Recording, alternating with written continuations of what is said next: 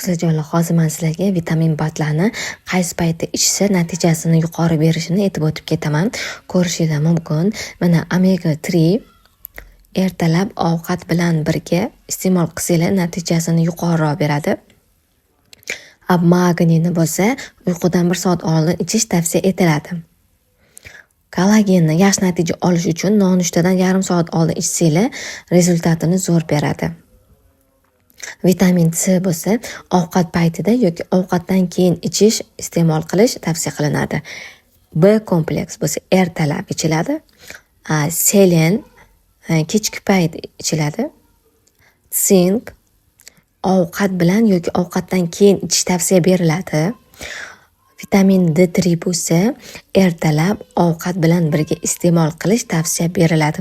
Ko'rishingiz mumkin, o'zingizlarga sahranch qilib qo'ysanglar, esingizdan chiqmaydi. Shu tartib bilan ichsanglar, albatta natijasini zo'r olasizlar.